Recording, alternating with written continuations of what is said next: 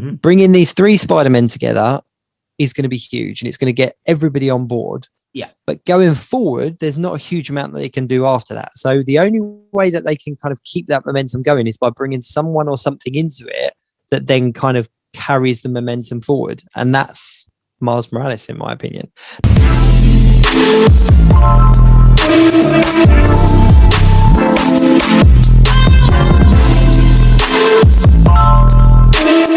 Hello and welcome back to the Geek Week in Review with myself, Jacob's Toys, and of course the wonderful one and only SuperSorrell. Obviously, if you're enjoying the show, sorry, I cut you off there, Sorrell. How bad? How rude of me. How rude of me. It was me interrupting the intro. Don't be silly. Don't be silly. But as I was saying, if you're enjoying the show, please do like, share, subscribe, all of those wonderful things. Check the description below for SuperSorrell's details and do give him a follow if you don't already. So, Sorrell, a bit of a mixed week, a lot of information, but yeah, we were talking at the beginning and I didn't realize how much had actually happened this week. I assumed it were a bit of a quiet one, but apparently not. Yeah, it was one of them ones where I was just kind of putting things together and I was like, actually quite a few little bits that just kind of go over your radar happen. But let's kick it off with Star Wars. No Bad Batch this week. Obviously, we'd finished up Bad Batch last week. Felt lower this week. It did. It felt a little bit weird, like not having that to tune into. But we did get treated with a new trailer. Star Wars Visions. What were your initial thoughts? I'm really looking forward to that. I thought it looked pretty decent. Very obviously Japanese inspired, but I like that. I'm a big fan of old school anime. I grew up on all that stuff. So, I mean, I'm for it. Yeah. As I said to you before, I mean, I was a massive fan of like the Guyver was my go-to when I was a bit younger. Like I absolutely loved that. And I dabbled in anime for quite a while. I'm totally out of touch with all the new ones now. And me too. Yeah, my kids' friends like tell me, "Oh, have you seen this? Have you seen that?" And I try to get behind it. And like, what is it? Is it Attack of the Titans or something? Or Attack on Titan? Attack on Titan. And I started watching that, and I was like, I'm lost. I feel old because I didn't understand, but it looks incredible. And as you said, I mean, I'm a big fan of the anime kind of animation style. So to see Star Wars get that treatment is long overdue, I think, to be honest with you. So the fact that I think I'm really excited because it does look like that they really are going for it with this because they've already announced tie-ins and novels, and so I'm hoping merchandising's next. If novels and things are already being announced, comic books. I know Marvel's going to do a 9-part series based on the episode that's called The Ronin, which is the Sith Jedi that we saw with in the samurai style armor. He's going to get his own spin-off comic book and novel. So amazing! They're clearly cashing in on the Sith character. So hopefully Hasbro will do some figures. Maybe, hopefully, that'd be cool. I mean, the one thing we've said this before. The Hasbro, the Black Series, they kind of make all of their figures, regardless of whether they're animated or real life, look the same. So how they would translate anime character into like a real life figure, I don't know. But it could be an interesting addition. Yeah, and we saw that one in the trailer with the sort of old looking sort of Sentai kind of dude, and then the 2 lightsabers crossed in front of him, a bit like the Emperor. That one apparently is based it shows the events of Phantom Menace before that, apparently, from what I've read on the breakdowns. Oh, okay. And that episode is going to be called The Elder, and it's going to tie in somehow to actual Star Wars. So. And David Harbour is doing the voiceover as well for that one. He's the English dub for that episode. Is David Harbour. So amazing. I'm a big fan of David. Me too. Yeah, I'm excited. I think the Star Wars universe is expanding so much in I say recent years, but literally in the last couple of years, they've just kind of it's just shot out into all different directions, hasn't it? And at one point, Star Wars very much felt like that. You had your kind of films and obviously you had your novels and stuff like that, but your core kind of following was the films. And if you were a diehard fan, you knew the novels and you knew the kind of tie-ins and stuff. But nowadays there just seems to be so many offshoots that are kind of not only canon, but also, have a huge following as well. Yeah. So it'd be interesting to see where they go with it. I'm excited. I'm wondering and I'm hoping because obviously that style of figure wouldn't, like you say, wouldn't fit in with what they do at Black Series, really. No. Unless they make it really realistic, which wouldn't fit with the art style because it's anime. Could this be a way for them to return to the 3-inch 5 POAs and give us a whole line of these anime style Star Wars figures as a relaunch of the old 5 POA styling. That would work. Even if they did it on those card backs like they do now, imagine if Star Wars Visions card back. That'd be stuff pretty. like that. That would definitely be, yeah, it'd be a really pretty. And I'm not a inbox collector. We've spoken about this before. But there are certain boxes and card backs that are coming out nowadays that are definitely tempting me to kind of keep. That makes sense. I think a Visions one, if they kept all that anime kind of style artwork, it'd be amazing. But yeah, I mean, not really a huge amount that we can talk about on that because it is just a trailer. I think that we'll probably get treated with a couple more kind of trailers and breakdowns and stuff. So hopefully something to talk about as we move forward. Did you catch any release date for that? Because I didn't. I can't remember what it said. Not off the top of my head. I was so like, as I was watching it, I can't even remember. I can't remember any of the text at the end because I was so kind of like, whoa, this is amazing. Like it was, yeah. I'm gonna have to go back and kind of just rewatch just for the. I was really surprised at the accept. Let me just say this: we can know that Star Wars fanverse can be a little bit touchy at times. There's a lot of gatekeeping, isn't there? There's a lot of. And if you haven't seen my video on gatekeeping that I did tonight, well, you need to go back and watch that because I did a whole video this evening on gatekeeping, which I had a good rant about. But for me, Star Wars has always been one of those. I love it, but that I always find it can be a very toxic community sometimes. Yeah. Somebody go on, say what you was going to say. I was going to say that basically, like when that trailer came out, I was expecting the worst online. After what they did to poor He-Man, I was expecting the internet to go mental at this. Yeah. But actually, they were really accepting and really open to the idea. So I'm up for it. Although there was the joke of are we weebs now? You know, with it was Finn looking at the thing going, are we weebs now? We're weebs now. And that made me laugh. Yeah, no, definitely. Actually, speaking of Finn, isn't he signed on to I'm sure I read somewhere this week that he signed on to a Disney Plus series. Yeah, it will be somewhere down the line, but I don't know what it will be. But yeah, I'm sure that as you mentioned the name. Yeah, they're getting a lot, aren't they? There's a lot of people there. I think that's the beauty of having Disney Plus is it's given us so many, like Disney owning the franchise and then having the streaming service. There's just this pot of money and this platform, and I think that's why we're getting treated with so many different things. I mean, like in just a case of just being an actor. I mean, if you get your foot in the door with Disney now, you've got access to Marvel, Star Wars, Disney, Pixar, Henson. They own everything. Unless, of course, you try to sue them over contract. Unless you do a Black Widow. That's what it's going to forever be known as now, isn't it? Oh, they did a Black Widow, Scarlet. Yeah, they're pulling a Scarlet. No, bless. Right. So I think that's everything for Star Wars. I don't think there's a huge amount. No, that was it. I finally got myself a Cal Kestis. I'm not going to lie. Finally turned up. Awesome figure. I did a really quick 5-minute review on it, but I absolutely like his little Pokemon. Oh, I love his Pokemon. Absolutely love his little Pokemon. Everyone calls it slowly collecting up like a Pokemon collection. You've got the thing from the Shang-Chi things. You got obviously the Pokemon from. So yeah, but it was just what I really liked about it though is just having a thing from the universe. Just with the droids and the little creatures and stuff, and it's just a nice little touch. Normally they're the kind of things you'd only get from like 3D printers or casters and stuff. So it was nice to actually get it. And the green holocron instead of the blue one for a chain. We've got the green one now, which is nice. Oh, I love holocrons we've had so far have been blue. So yeah, nice I absolutely loved it. On my on the photo I did of it as well. I don't know if you call, but I just literally shone a laser pointer into it, a green laser pointer, and it just lit it up, which was just awesome. So yeah, I was over the moon with that, and I was pleasantly surprised because I didn't get my hands on the first release of him. And when I saw this one come out and it was all ponchoed up and that, I was like, oh, this is really not the look I wanted. I didn't play the game with a poncho. I played the game with the little kind of, I don't know what it is, like a little bit over the top, that the first figure came with. But I was really pleasantly surprised. I was like, actually, I really love the look of it. So, but anyway, enough about old figures because it is an old one now. It came out weeks ago. But I tell you what, though, I'm hoping now that now they've given us a cast for Zeb, from Rebels, and we now have the Carl and stuff. I'm hoping they go back and give us younger version of Carl with his master as a 2-pack. Yes, that would be nice. Yeah, that would be a nice touch. Definitely a nice touch. Would be good. That would be really cool. Yeah. And it's a game as well that I got my son to play, and I kind of convinced him to get into it, and he played it really. I think he's quite far into it as well. But it opened up the universe for him. So I think it was just such a Star Wars games are brilliant. We could do a whole video on Star Wars games. Oh, let's the be games, honest. yeah. But let's move on. Let's leave Star Wars where it is, because a lot happened Marvel wise.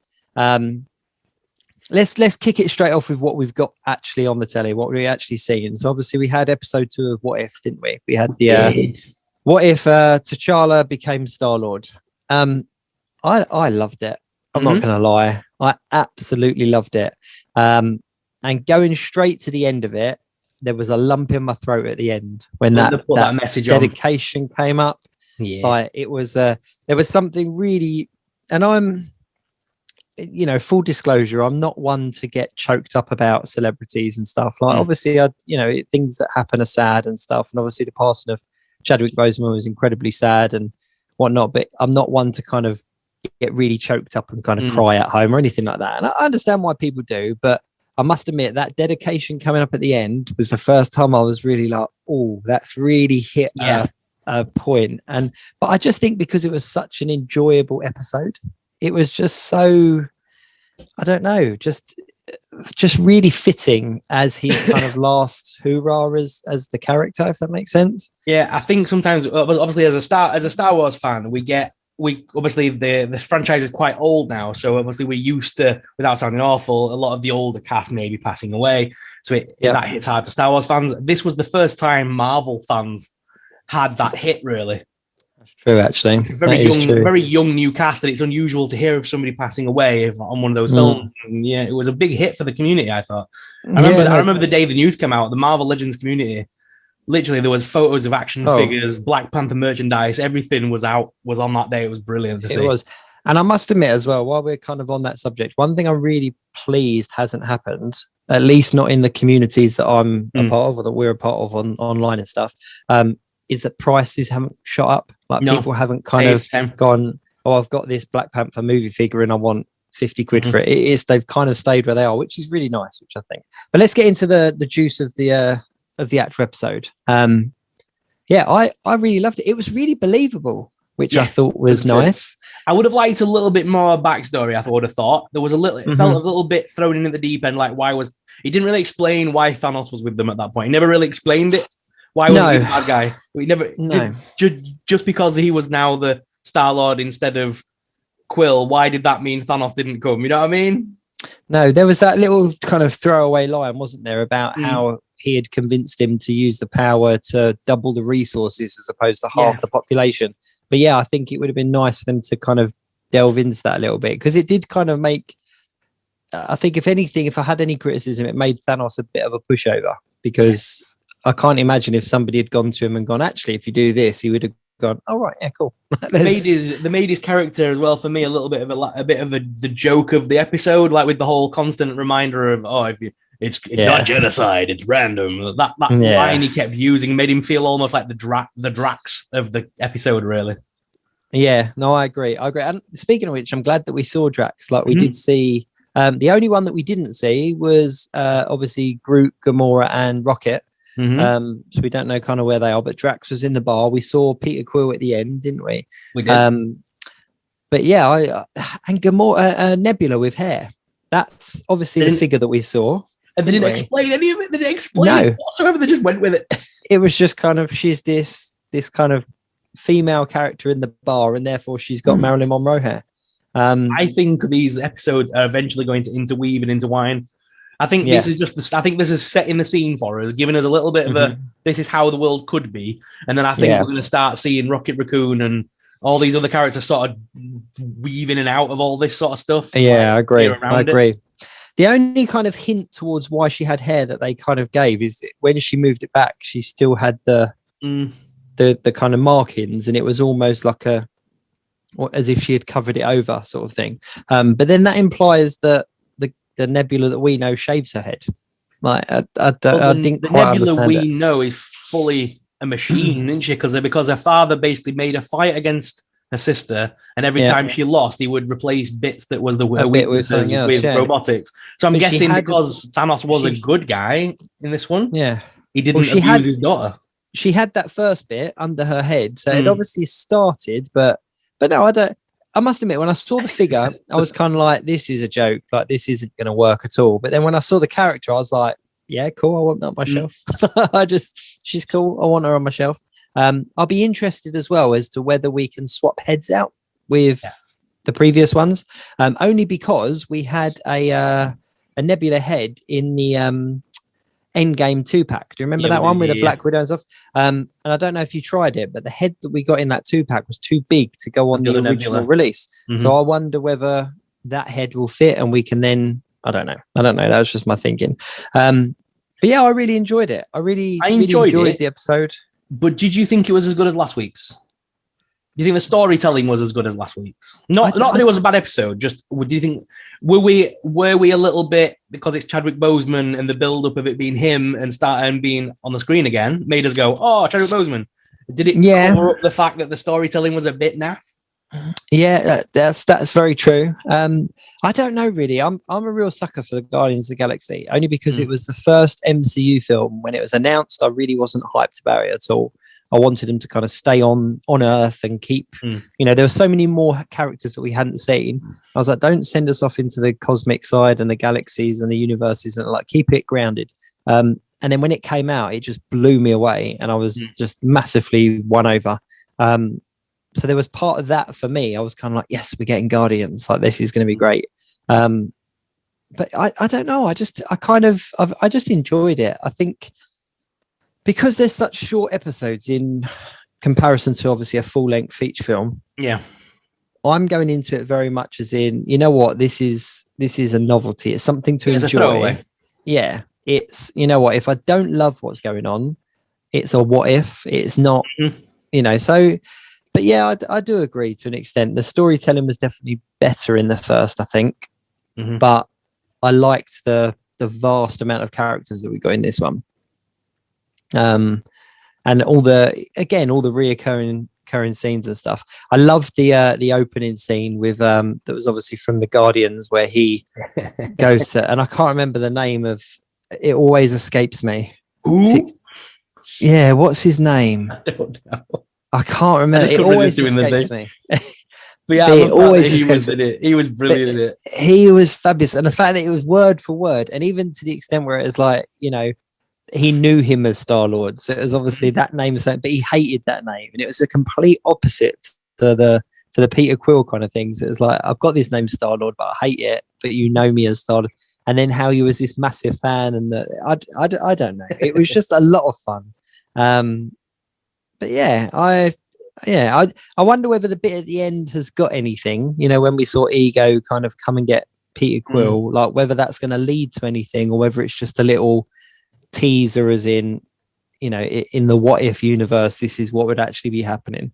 I don't know. Ego looks like I think Ego is going to kill him by the looks of that and absorb him. Yeah, that's very true, actually. That's very true. He could have just gone there and just, that's it. But the Chadwick Boseman character, the Star-Lord character, has been confirmed to appear in at least 3 more episodes. Yeah. So what we were talking about last week about the build up and the Guardians of the multiverse or the universe, I can't remember the wording of it. But we're going to see him again, which is nice. But no, I thought it was a good fitting tribute. It was a nice, it was a good episode. It left me wanting more. If they do call it the Guardians of the Multiverse, then clearly Disney have been watching my videos far too long and they're stealing my ideas. Years ago, I made a stupid little bit of animation that was awful. And it was when the toy box first came out and I had Rocket Raccoon and Baby Groot. I had Yoda, Vanellope Von Schweetz from Wreck-It Ralph. And it was the other random stupid one I threw in. Oh, Stitch. And I called them the Guardians of the Disneyverse. There you go. It's you got to call someone up, Sorrell. You got to call someone up. So yeah, the other let's what direction? Shang-Chi obviously came out. We saw the premiere of that, so red carpet event. I think it was in LA, I think. Yep. Various people obviously attending, etc. It had to be LA because it was the Chinese theatre. It had to be there. Of course it was. It wouldn't be daft to be anywhere else. No. But the response has been really positive for everything I've seen. I've not read anything negative so far. but people are really hyping it up. A couple of people have sort of said that, you know, the Shang-Chi character has literally got the charisma of kind of Tony Stark, but a much more likable factor about him. So he really could carry the MCU for the next however many, you know, years. Is he going to be the central figure for it moving forward? Quite possibly. Well, it could be. I mean, until we see it, we don't really know, but yeah, it could be. No. And there is an after credit scene. That's one thing that has been confirmed. There is an after credit scene. And Simu Leo said that when they asked him about it, he said that he literally just said bananas. That's the only word he gave as a hint to what it is. But are we reading into that too much? Because I think bananas. Did he mean it was bananas, as in it was actual bananas, or does he mean it's bananas, as in it was amazing? Yeah. See, when anything, if someone says to me that something is bananas, I think it's just like unfathomable. You know, it's just it's something else. So that's how I heard it. I just thought, you know what, whatever the after credit scene is, we're not going to see it coming. But people have been online speculating about things like Night Monkey, you know, because if you said the word bananas, then Night Monkey is a character, and that must mean that Spider-Man's in it. Everyone's just trying to shoehorn Spider-Man into everything. It's like any way they can. But one thing I noticed I don't know if you saw much of the footage from the red carpet event. I saw bits and pieces. But Ben Kingsley's there, and I didn't realize that.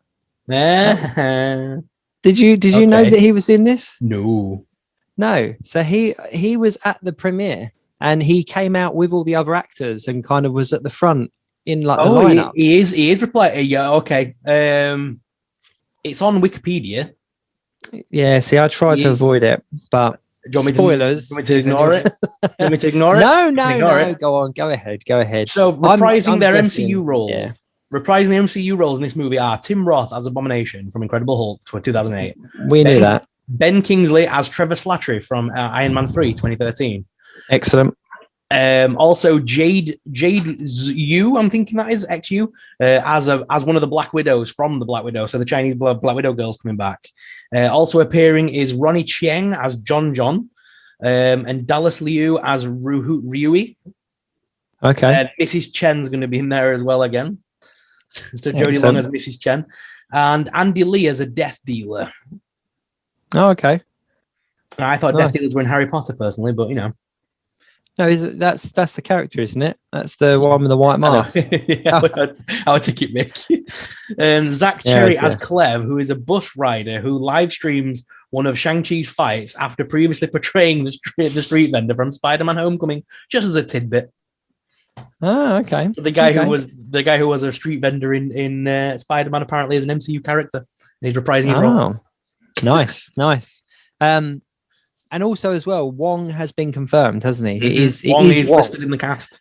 So we obviously, everyone was speculating about that Abomination and Wong fight, but he has been listed as the cast. So that's definitely going to be the talked about thing afterwards. You know, what happens in that fight? You know, how do these characters get where they are? I just think it sounds amazing. I think that, and the fact that the reviews have been so good for it, and the red carpet screening, everyone was very positive. I just think it sets up a nice expectation for what this film is going to be. I'm loving the fact that they're definitely weaving this into Doctor Strange, and it's just a different way of controlling the mystic arts. Because obviously, Doctor Strange uses it by being he's more of a mystic, like a mage almost. So he controls it with using the rings in his hands. Whereas Shang-Chi clearly has them attached to his arm, and he's going to use his fists to, or his martial arts to channel that thing through him. So I wonder if Wong's in it to maybe teach him how to do some of that stuff. I wonder if Wong's going to basically teach him, one of his teachers. Maybe, quite possibly. Or it's just a throwaway and it's just Wong versus Abomination to the death. Maybe. What happened to Doctor Strange at the end in Endgame? Where did he end up? They had the big fight and we didn't really see anything after that, did we? No, we just saw them all at the Tony Stark's funeral and that were about it. So he's there, but obviously he's lost the time stone. So we're guessing so. Is this the direction that Wong's gone after everything is falling apart, or I don't know. Who knows? I'm wondering because of how it seemed in the trailer and stuff, I'm wondering whether the fight between Wong and Abomination is almost like a gladiatorial event. Like there have been, both of them have been kidnapped and forced to fight one another rather than they want to. I wonder if it's almost like, I wonder if Fu Manchu or the Mandarin are basically kidnapping super people and making them fight one another for the enjoyment of spectators, other villains, or quite whatever. Possibly. It looked like a darkened sort of arena environment, didn't it, from the episode? Yeah, it's going to be some kind of underground thing, isn't it? I'm getting Ragnarok vibes here. You know, the fact that Hulk is like the champion in Sakaar and in Ragnarok. Obviously, we haven't seen anything from Abomination since the Incredible Hulk film, which he was taken away and incarcerated. But then, obviously, since then, he's obviously broken out or whatnot. He obviously looks different, so something's been going on. Whether he's kind of continued to mutate, or can he control it the same as Bruce Banner can? You know, does he go back and forward, or is this his form the whole time? So I'm seeing him as some kind of champion, some kind of, because whether it's cleverly edited, but in the trailer, the Katie character obviously says to Shang-Chi about, you've got this and that kind of stuff. And then it shows Abomination. So it kind of implies that he's going to be fighting Abomination next. So it kind of gives me the impression that is there like some kind of, as you say, like gladiatorial kind of. So yeah, so that's where my thing. I'd like to see a sort of Shang-Chi and Abomination go head to head. That'd be quite good fun. So we'll see. But it's only 2 weeks. I think it's September 3rd. Is it? September 3rd. So another not long now, a week and a bit away. September 3rd. So I'm going to jump out and see that as soon as I can. All right, so a little bit more movie news. Captain America 4 has been confirmed, obviously, with Anthony Mackie taking the mantle as Captain America, as seen in Falcon and Winter Soldier. And the writer of the TV show has been confirmed as writing the script. Make that of what you will. Make that of what you will. Is that the right saying? Yeah, I can't remember. But obviously, the script and the wording, should we say, of Falcon and Winter Soldier was mixed reviews. People kind of either loved it or hated it. It was a bit like Marmite. So with the writer of that doing the film, is that going to be positive, negative? I've been wondering whether Winter Soldier and Captain America, with Falcon Winter Soldier TV series, was a precursor to this next film. It was the middle ground. So instead of wasting all that time in the film showing us his transformation into Captain America, they've done it as a part of a TV series. So now in the next film, we can jump straight in. We know where everyone is. Straight into the action. I'm wondering whether this is the film where we're going to see whatever happens at the end of Hawkeye, the TV series. I'm wondering whether that'll impact it as well, because we've got that new Black Widow character, the younger sister kicking about trying to get Hawkeye, we believe. We've been introduced to Kate Bishop. We've obviously got in the Captain America Winter Soldier thing, we had I forgot his name, the young black kid that's helping the old super soldier guy out. I can't remember the names, but he's basically Patriot, isn't he? In the comics, didn't he become Patriot? Yeah. So again, I think he's going to be slowly introduced to things. It's the Young Avengers setup, isn't it? Yeah, definitely. I think we're going to see the return of John Walker in the film. I think all of the things that have basically happened, I think it's all going to build up to this thing. I think it's going to be like the War of the Shield almost, because we had that in the comic books, didn't we? When Captain America kind of died, didn't they all argue over who got the shield in the comics? In one of the storylines there was a big to do, and I think at one point when Steve Rogers even took the shield back, Sam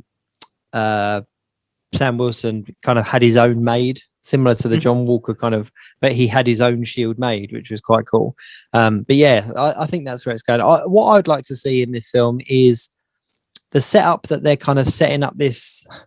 So far, people are calling it a Dark Avengers or Thunderbolts or whatever, but there's obviously this kind of negative team led by a US agent. I would like to see kind of an early version of that team doing something in this film when Captain America kind of has to do his part, and that's really what kind of levitates him to that next level accepted kind of status, because obviously he's still battling the kind of criticisms of whether it should be him or not. So that's kind of where I'm going to go, but that's quite a way off yet. So be interesting in talking about the Young Avengers. Riri Williams, so played by Dominic Thorne, who's a relatively unknown actress. Like, she's not really done a huge amount, but she's been confirmed as debuting in Black Panther Wakanda Forever, which I think is going to be really cool. There was in the comic books, we've seen Riri and Shuri go head to head, and obviously both being young female mastermind geniuses. They banged heads, but they kind of ended up coming around and becoming really good friends. And I think that'd be really interesting to see on screen. Oh, definitely. I am very much looking forward to seeing what they do with that. Because obviously we haven't got Chadwick Boseman this time, so the fact that we've got the film is called Black Panther as well, and the Black Panther's not in it.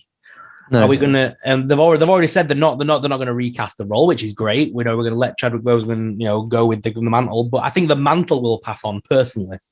Yeah, I think Shuri will. She took it in the comics, didn't she? At one point, I think she'll become a Black Panther of sorts. I would like to see. The mantle. I'd like to see Wakanda Forever be the transition for her into that kind of royal role.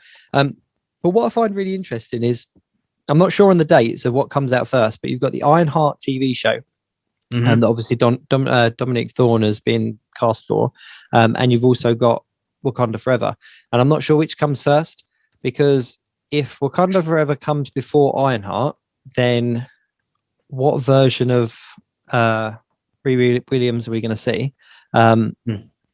Is there going to be an element? Are they going to? Because in the comic book, she built her own Stark suit, like built her own Iron Man suit. That's what she did. But are we going to see a kind of a slight variation on that? And she builds it at Wakanda with their metal, or are we going to see her just as a character, or is she already going to be suited up? Like, I don't know. I don't know how they're going to shoehorn it in without. I don't know. So I'll be interested to see where that goes.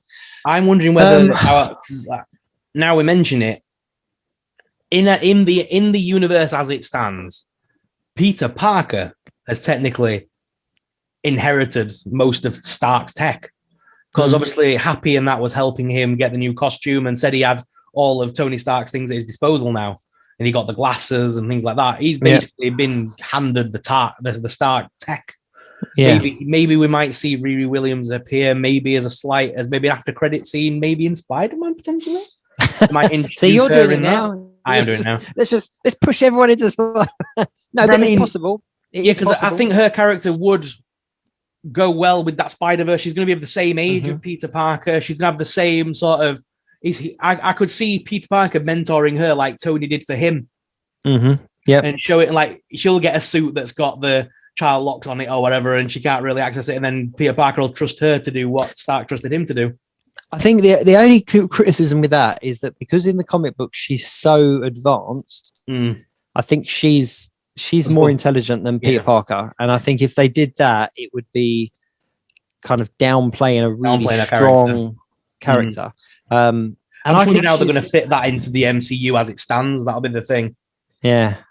I'm excited to see what they do with her, though. I really am. Oh yeah. Especially because we've got Photon kicking about still as well, so we've got quite a lot of strong female characters coming up in this next wave. Yeah, Photon's still kicking about, isn't she? After what do you call it? WandaVision. That's the one. Yeah. After that, the next film, the Miss Marvel, is it Miss Marvel or the Marvels Marvel. Or? Do you mean the film that I love to call Marvels, Captain Marvels, The Power of the Marvels? Yes, yeah, that's the one.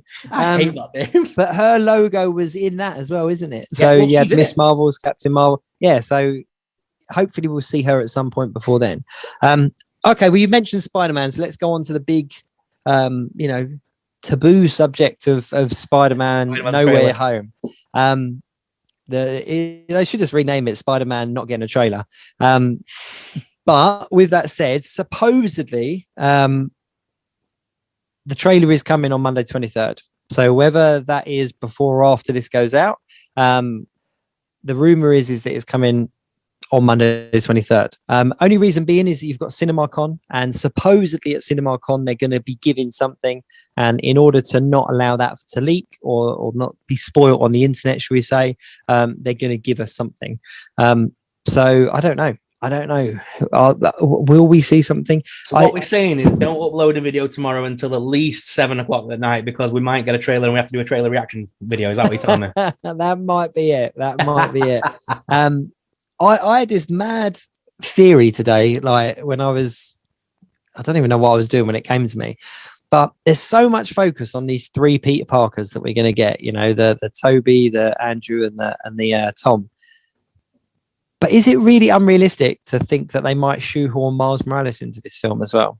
That'd be awesome. I said that we've already got his uncle, did they say? His uncle was mentioned. His uncle is in it. He's in the universe. He's in the universe. Yeah. That confirms it, mate. He's like the Prowler character, obviously, isn't he? Yeah. But I just thought, what a brilliant way when they're doing all these they're introducing all these new characters into the MCU and stuff. Because let's be honest, this film, because of what it's bringing with the other Spider-Men, it's going to be massive. It's going to be kind of like almost Endgame level of expectation and whatnot. But they can't. It's not like they couldn't do anything massive with these old Spider-Men. Yeah, could they? Sorry, go on. I'm jumping. No. My thinking was that let's think about this from a kind of a marketing point of view. Bringing these 3 Spider-Men together is going to be huge, and it's going to get everybody on board. Yeah. But going forward, there's not a huge amount that they can do after that. So the only way that they can kind of keep that momentum going is by bringing someone or something into it that then kind of carries the momentum forward. And that's Miles Morales, in my opinion. Not to replace Peter Parker, no, but to have him alongside him. Well, Peter Parker at the moment is involved in the main storylines, and he's clearly going to get involved in the multiverse of madness. Somebody needs to protect the streets almost. We need a street level hero. And that's exactly. Miles Morales. And as you say, he's now got that Stark tech and that kind of, you know, he's kind of leveling up, if you like, and he's going to be kind of next level. He's not that street level. No, he's not friendly neighborhood Spider-Man anymore. So using this Spider-Man No Way Home as a way of bringing Miles Morales into it. And how mad would it be as well if the No Way Home part of the thing is nothing to do with Peter Parker and it's actually to do with Miles Morales? They brought Miles Morales in for another universe. It all closes up. There's no way for him to get home. So he's now living in 616.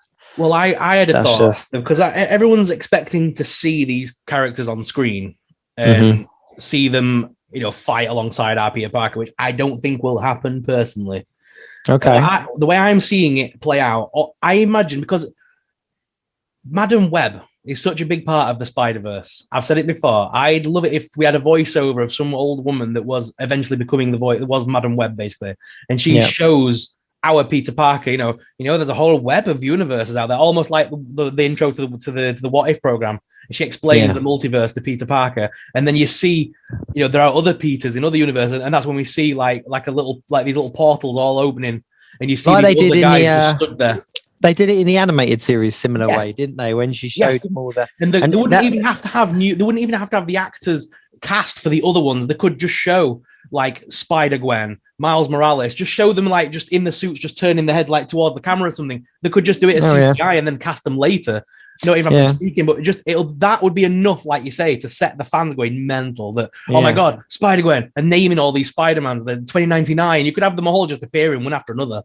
I think that'd be. I think it'd be amazing. I think the only criticism I think that I'd get met with is that's very similar to the Miles Morales into the multiverse, into the Spider-Verse. Well, that's what it is, though. It's the Spider-Verse. That's what it is. Well, it did it in the animated series. It did it in the Spider-Verse series, and it's gonna have to do it in this in the live action. Yeah. So I don't know. Let's reconvene after the trailer has dropped or not dropped. But I think we are getting close to it, so something is going to happen at some point. Oh yeah. So let's go on to kind of the last bit of news that I can think of. Obviously, we had the Eternals final trailer kind of drop. I'm really excited for it. I'm not loving it. I'm not kind of this is my next big MCU film that I'm looking forward to, but there's enough in it that makes me kind of go, yeah. I'm still not sold on this film in the slightest. I'm not excited for it. No, I'm hoping this is going to be, because I remember when Guardians of the Galaxy came out, we did this, and we had every man and the dog going, "Oh my god, this is going to be rubbish," and then it was really awesome. I was one of the people when that came out that was like, "Oh my god, it's Rocket Raccoon," because I knew Rocket Raccoon from the comics. Yeah, and I was just happy to have Rocket Raccoon in live action. I never thought we'd ever see a live action Rocket Raccoon, so especially I was just giddy for it. Exactly, it was the mentalist thing ever. And then Vin Diesel as Groot was that casting was just mental. But then we saw it and it was a brilliant film. I'm hoping for me this is going to be what it was for them, like for other people when Guardians came out. I'm hoping that I'm going to be like, oh my god, this is rubbish, and then I sit in the film and I'm like, oh my god, that was amazing. I'm hoping they're able to turn, because I've not found an MCU film I haven't liked yet. So no, that's put my faith in the team. That's what I mean. But when I say I'm excited for it, is that we live in this age now where we're so spoiled with, superhero or comic book genre films that, you can have something as bonkers as the Eternals being like this big star-studded cast and all the rest of it. I think the thing I'm excited about is obviously Black Knight's in it, played by Kit Harington. That excites me. It is just going to be, what's his name from Game of Thrones? It's just going to be a Jon Snow wannabe. It's Jon Snow, isn't it? But it's a character that I'm excited to see in the film, and I want to see whether we just kind of are teased at what he could become, or whether we actually see him in some full get up. I don't know. But I don't know. I just think it's such a, unlike Guardians of the Galaxy, introducing the Eternals, it's so massive, and they essentially could have just stopped or helped with everything we've seen so far, but haven't. And so I'm interested how they're going to make that believable. I don't want to be coming out of the cinema kind of going, well, that makes no sense. They should have just helped out. So I'm interested to see where that story goes and where it leads to as well.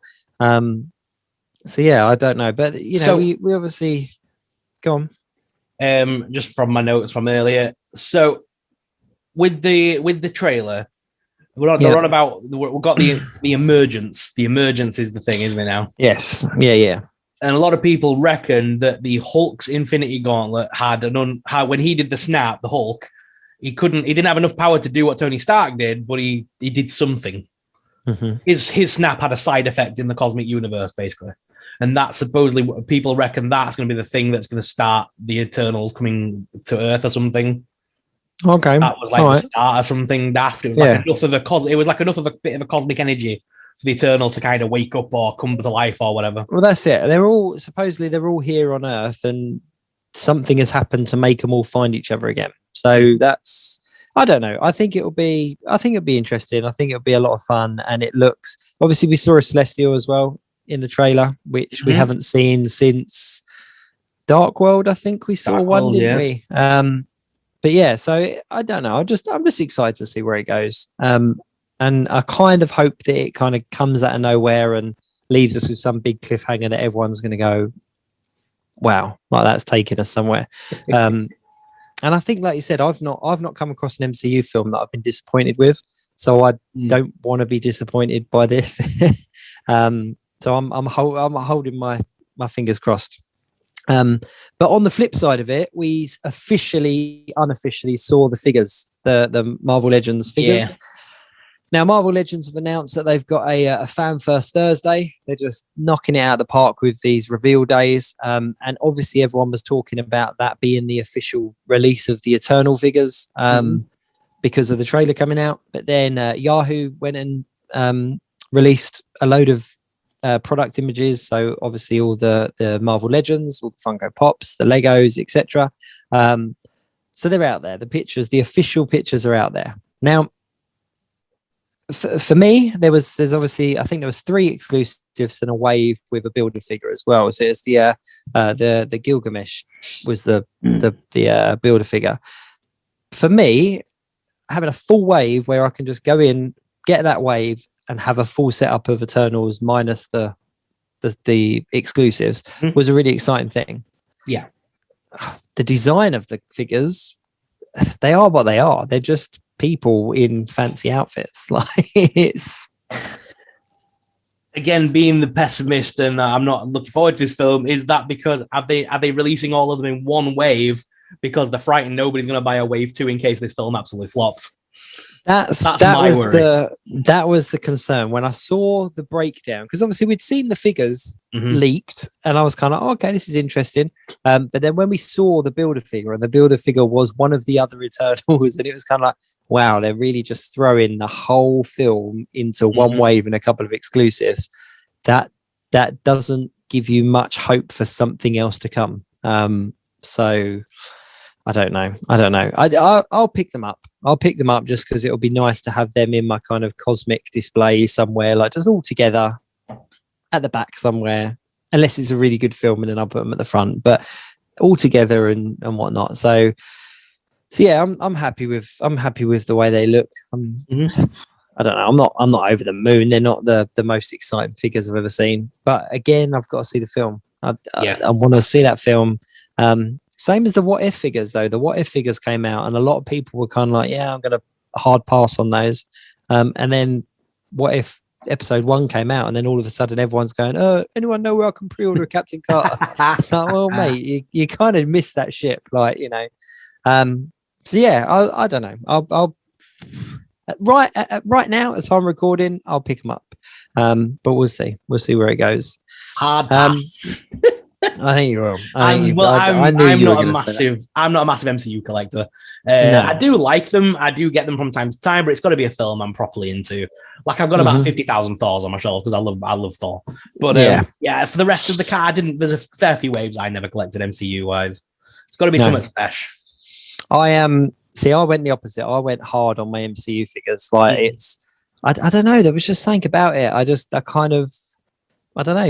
went hard on it. And at one point I had every single MCU release in my collection. You know, version 1, version 2, one with a hat, one without hat, like all that kind of stuff.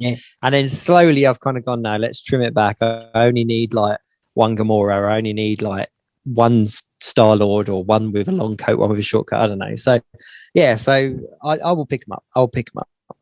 Speaking of figures, it's probably the last time we'll have a Galactus chat, because there's only 8 days left on the where's he at on it. When I checked, it was the top end of 12,900 and something. The official number for this beastly bad boy. Haslab, have you done the thing? Have you done your tricks? Have you sold out? No. So he's currently on 12,972. All right, so he's not even hit the 13,000 yet. And there's been a lot of interesting talk online about this actually this week, because a lot of people were saying that international numbers haven't been added to this tally, or they've been drip fed in. So we're not getting a...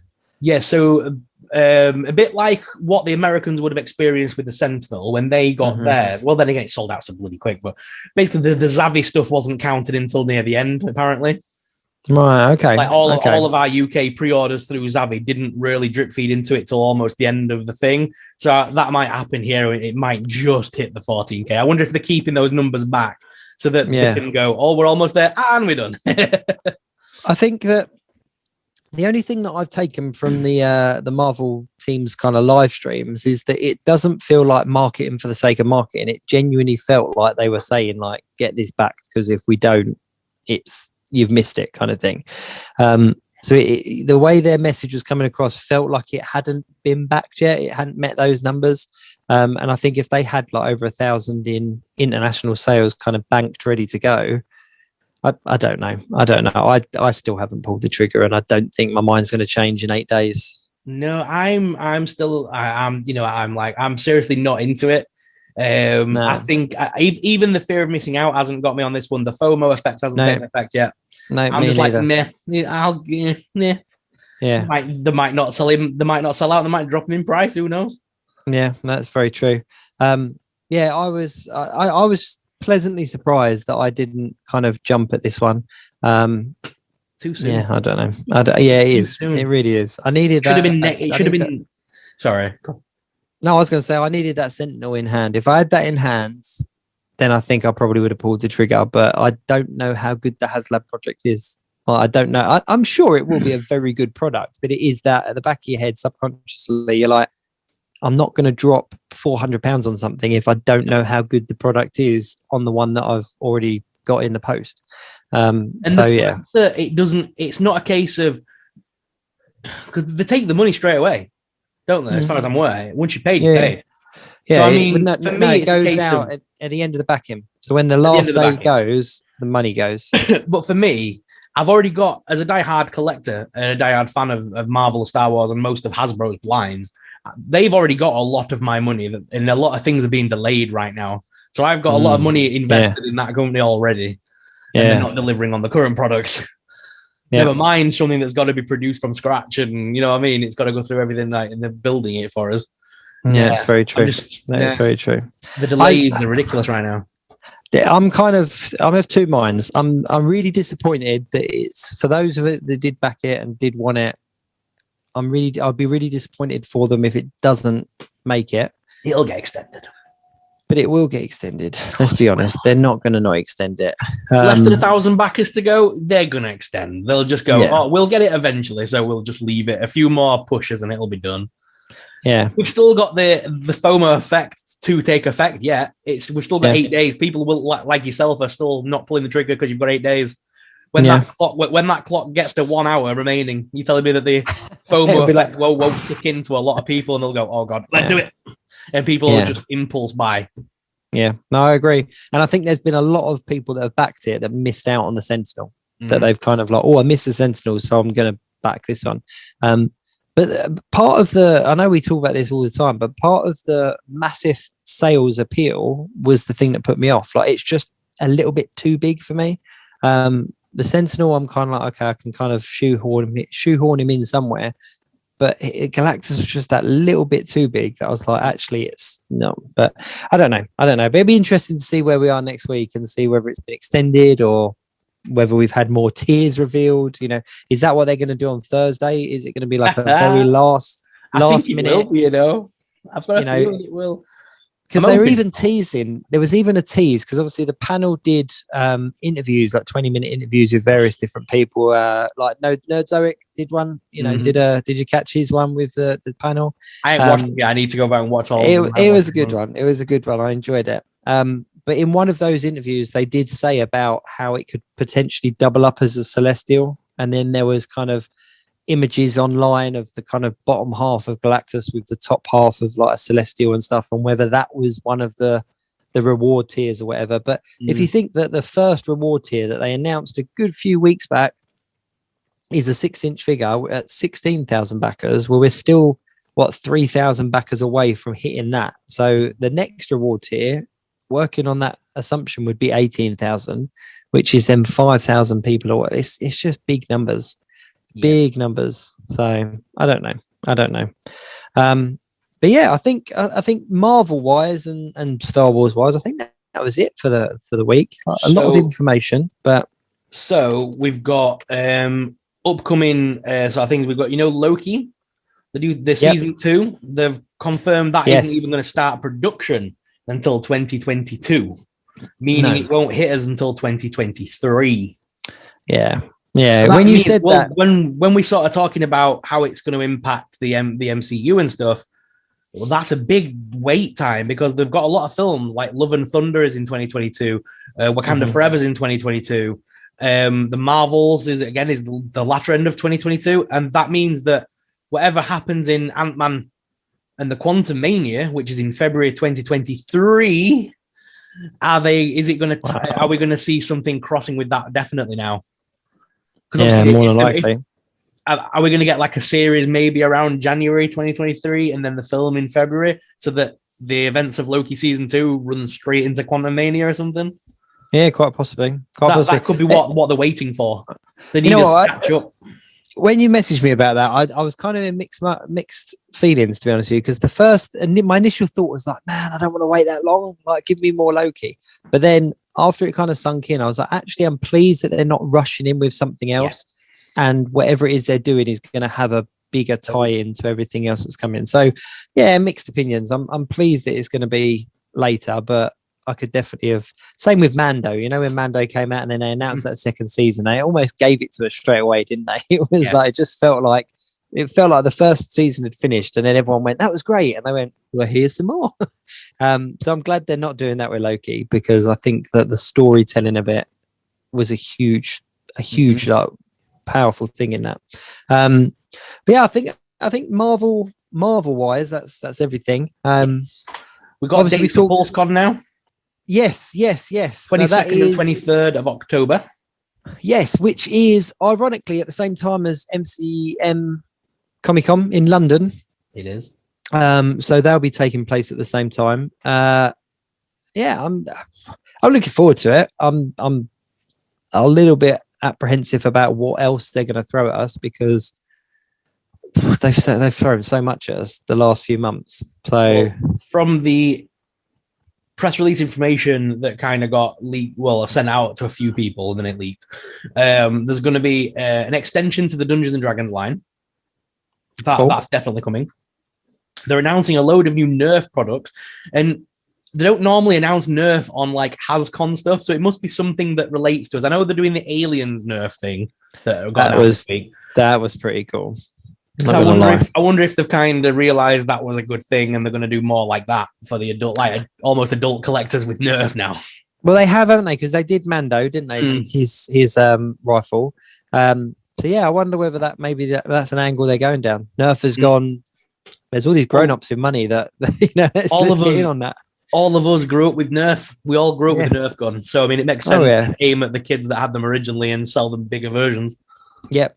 And it was random with your favorite pop culture films. Yeah, gun in Alien. Here you go. Put some Nerf bullets in it. And obviously, we're going to see Transformers. We're going to see Marvel. We're going to see Star Wars. We're going to see Ghostbusters. Those 4 are all on the cards. Dungeons and Dragons on the cards. Nerf is on the cards. And Fortnite is the first time we're going to see some new Fortnite stuff as well. Because we've only had the Snake Eyes, haven't we? Yeah, we've only had that so far, and we've had the one that you could pre-order when they first announced that they were taking over the line. They recently released like a boatload of skin names that Hasbro apparently have got the license for now. So there were some great characters in there, including like the Pumpkin King and things like the is it called the Harvester or something? The Pumpkin Harvester, but it's like his glider's like a wraith almost. Oh, okay, cool. But it's like a scarecrow. So they've got the rights to make all that kind of stuff. So I wonder if they're going to make like a Halloween tie-in or something. Like sounds of that. Yeah, sounds good. Fortnite's a seasonal thing, so I mean, it would make sense to follow the trends. They'd probably get more sales that way. Yeah, I'm curious as to how well those figures are going to go because Fortnite. I've dabbled. I'm not going to lie. I've played it quite a bit, mainly when the Marvel and Star Wars stuff was on it. I'm not going to lie. That was what really drew me into it. And my son played it, so I was kind of like, yeah, I'll get on this. And I got really into it. But I was talking to like my son and like his friends and stuff because that's the target market. Let's be honest, like is the kind of younger generation. And I said, like Hasbro, who do like all the figures that I collect, they're going to do like Fortnite figures. Like, is that something you'd be into? And they're like, I'd rather have V-Bucks. And I was like, oh, like I really hadn't thought about it like that. Like, is this going to miss the boat? Because what is the target market? Because obviously it's too young for the kind of the retro-y kind of, us guys, should we say? although we do play it and we would kind of be like, you know what, we'll have that, but we're not going to maybe go as hard as we would with Marvel or Star Wars or something like that. Like, I'd probably pick up 1 or 2 of the figures to go alongside things. But what is the target market? That's what I'm curious about. Yeah, and I think that's where McFarlane's and Jazzwares and Moose Toys, so many people have taken hold of the Fortnite name. Yeah. And have died a death doing so. Funko have stopped producing now because they don't make money. Even Funko have gone, no, that's too much.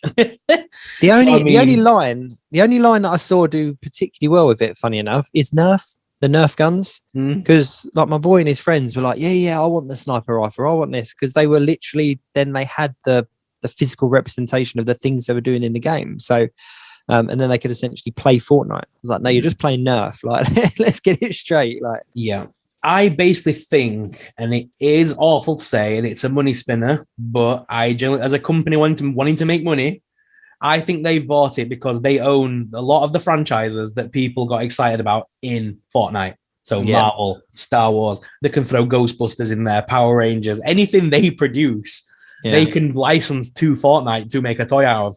So I reckon a lot of collectors will get annoyed because I can see them doing like a Wolverine that we may have already have in Marvel Legends with a slightly new paint app and throwing the Fortnite sticker on it. Mm-hmm. Yep. No, I agree. I'd like to see, if I was going to get invested in it, I think we mentioned this a couple of weeks back, but I'd like to see like a best of wave. So, you know, an Iron Man, a Mandalorian, a Wolverine, an Alien, like, I don't know, just a handful of different characters that we could kind of throw together. Fortnite Legends. Yeah, something like that. Something like that. Is Power Rangers at Pulsecon?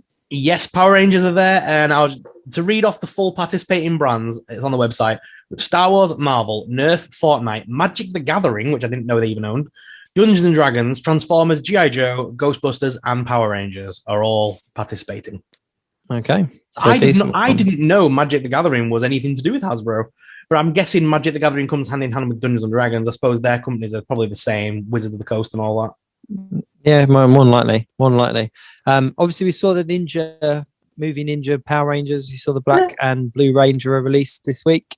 We saw the price hike. Yeah, $28.99 a figure. I was like, oh, okay, I could get a ninja lineup, and then I saw the price, and I was like, oh, no, not for that. That's a background character for me. Like, if I was going to use it for anything, a ninja figure would be a background character. And at nearly 30 quid a pop, I'm not collecting all 6. Like, no, thank you. That was my thing when the Power Ranger Turtles crossover got announced. Mm-hmm. That was my issue with that. Same as what NECA did. They're coming in 2-packs to make you buy them all. And I don't want them in 2-packs. I don't want to spend 60 quid a pop. I may have picked up that random Tommy they released in like the purple suit and stuff from the comics. I'd have probably picked that guy up on his own. Or I might have just seen one of the Ranger colors that I like, maybe Green Ranger or something stupid, or Pink Ranger. And I may have picked up a random, turtle here and there, but I'm not going to buy every single figure just to get the 2-packs. I'm not doing it. You know what? Anyway, if I was part of the marketing team or the design team at Hasbro for Power Rangers, the way I would have done it was, remember the Psycho Rangers, the way we got that big pack with the whole lineup? I would have done every single team like that. Literally done a box set for each series. So you had your Dino Thunder, your Mighty Morphin, your ninja movies. Like, literally, here's your box set. It's 150 quid or whatever, but there's your team. And then as the single releases, do the bad guys or do the costume variations or something like that. But that would have been a money. I think people would have bought that, because it was one of the things that put me off. I started off with a line, and then I came away from it because I was like, you know what? I don't want to wait 3 or 4 kind of waves to get that last figure in the lineup. And then in that time, you've also re-released a figure that I've already got and stuff. So I was kind of like, you know what? The nostalgic element is done. I'm walking away from that line. And I think if they had released them as box sets, they probably would have still had me in, because I would have gone, oh, I remember that one, or I needed that one. And that would have definitely been the way forward. Just box sets of all the core teams, and then where you had characters that obviously changed out, like we had the Yellow Ranger and the Pink Ranger and stuff, release them as single carded figures. But that's just my thoughts. I've often said, for the adult, because let's face it is adult collectors that are buying most of this stuff from Hasbro Pulse. And I've often said, I know it doesn't make them as much money, but it would be a lot more consumer happy stuff if they released accessories packs in the way that Funko do. Not Funko, NECA do. NECA gave us, they gave us a fair few Pennywises, but then they gave us the box set that also had like all the different hands accessories, the arms, the heads, the black and white version of the head, things like that. And I think that would go down well in the Hasbro world. Like, if they gave us the Power Rangers, but then gave us a box set that included like the different versions of, like, so you've got you got the Pink Ranger. The Pink Ranger for me should come with the other heads for the other Rangers that also played that version of the Pink Ranger. Yeah. We shouldn't have to wait 3 or 4 years to get the next one and to get the Aisha version that's only just coming out. That should have come with Wave 1, for God's sake. They should have had both heads interchangeable. Yeah, no, I totally agree. Totally agree. Paying again. But all right, well, listen, I think that's pretty much it for the week, Sorrell. I don't think there was a huge amount extra that came out. So I think, not sure when this video is going to go out live, but we do have tomorrow. There is a major thing, Monday, the 23rd. On him. We are getting the, as we mentioned at the beginning of the thing before we started recording, the Disney's Ultimate Princess Celebration is happening tomorrow. Amazing. Disney is launching a global event along with Lego, Hasbro, Jax, and Mattel, and all the other franchises that are in on it. And there'll also be stuff going ahead all over, including all of the Disney parks. There's going to be releases and live streams all day long on the Disney YouTube. They are releasing a boatload of new merchandise. It's all under wraps. We don't know what it is, but there's going to be a 6-inch action figure line by Hasbro of the Disney princesses. Mate, sign me up. I said at the beginning, I was like, I'm in for that. Yeah, sign me up. Don't get me wrong. If I wasn't an action figure collector, I wouldn't go, I'm going to start a hobby because they're releasing the Disney princesses. But as an action figure collector, there are certain princesses and certain characters, should we say, that I would love to have side by side. And let's be honest, you can put Deadpool with any of those and it would look amazing. So yeah, I'm really excited to see what comes from that. I just hope that, as daft as it sounds, I just hope there's a goddamn Elsa, because I want to do so many photos with that stupid action figure. It's just, and are we gonna have a cannonball thing all over again with Ariel? Are they going to give us Ariel with legs, and then everyone's going to want a tail, or is it going to be that way around? Like, my God, but no, I think that's really exciting. I think that's a really exciting line for the princesses line. I think it's definitely something that I'm really surprised that that's not potential. Something. I'm hoping it is what we think it is. I turned my mic off. I'm hoping it is what we think it is, and it's going to be adult collector friendly. I'm hoping it is that, and it's like that'd be cool. If it is that, I'm going to be so disappointed tomorrow when they announce 5-inch little stupid figures, and I'm like going, that wasn't what I thought it was. No, we shall see. We shall see what happens.